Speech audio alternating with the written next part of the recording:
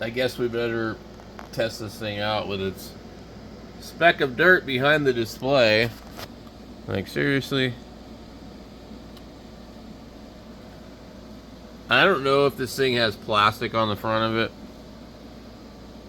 They don't have the little tab to remove it. Anyway, I think it's a waste of money, to be honest with you.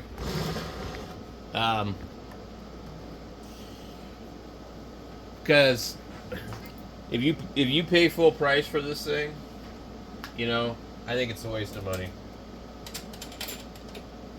It's too funky shaped. I mean, like, it's if we look over at the Lincoln's smaller.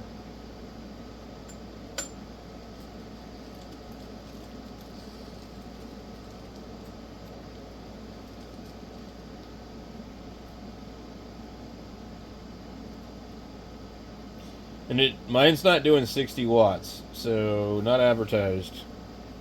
And if anything, MFJ is known to be generous.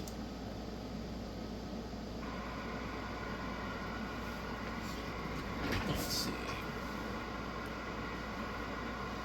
Now, there was some people complaining about the stability of some of these. But yeah, I mean, look at that. If I put... I mean, this radio is bigger than an 891 Yaesu. People probably think I'm a big CB'er. I'm just actually not. I just like radios in general. But even look, the Lincoln's bigger than the 891. And I guarantee you that's bigger than both.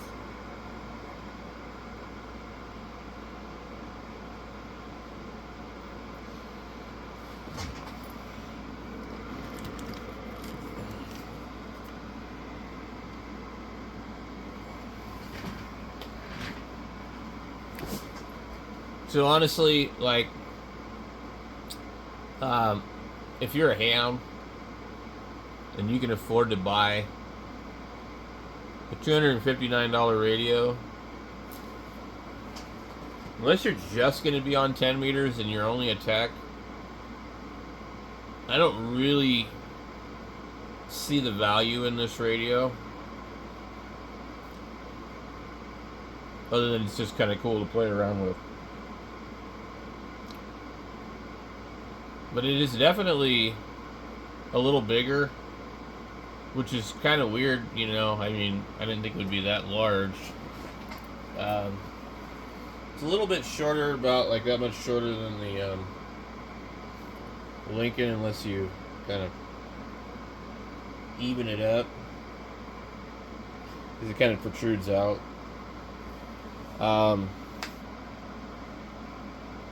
I think the Lincoln is what they would call car stereo size, but maybe this one is. I don't know.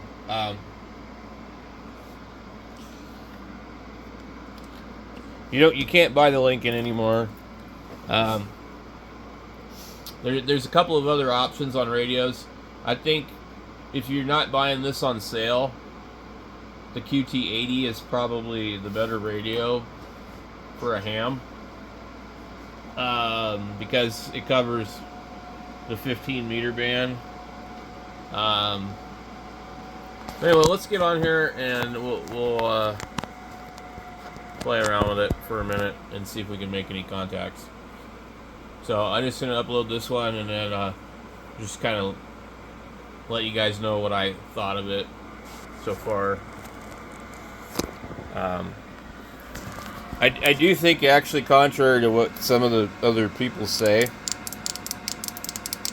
I think the knobs feel pretty on par with a Yaesu, a new one. In fact, the Yaesu is probably worse. Compared to something like this, you know, or maybe the 3000, there's no wobble in these, okay? And also, I would say this. There's no wobble in these whatsoever. Maybe these ones, but... the controls on these are of the quality of a new Yaesu. They're actually, they're actually pretty solid. But the Lincoln and stuff like that is just a little bit more. But these are all single pots. So, a lot of times a dual pot, I feel like actually the outside one doesn't wobble at all.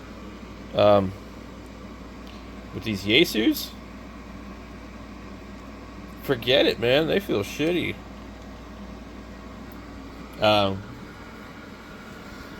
I like solid stuff. So actually, I'd say it's pretty solid. But anyway, I'm going to do a separate video once I get to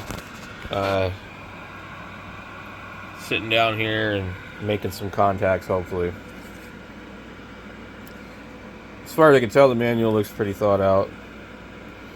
But it's hard for me to really want to do a thorough video review on this. And I bought this with my own money, so this is my own opinion, not somebody's opinion that got it for free from RADIODDITY. Which is weird because I have a bigger channel than some of these guys that are getting them for free. But RADIODDITY hasn't ever reached out to me to review them because I don't make fancy videos. I don't edit my videos. I don't make them look professional. There's junk in the background. I'm a hands-on, do-it-yourself person. And I'm not super organized. But anyway. Yeah, they don't want me reviewing radios for them.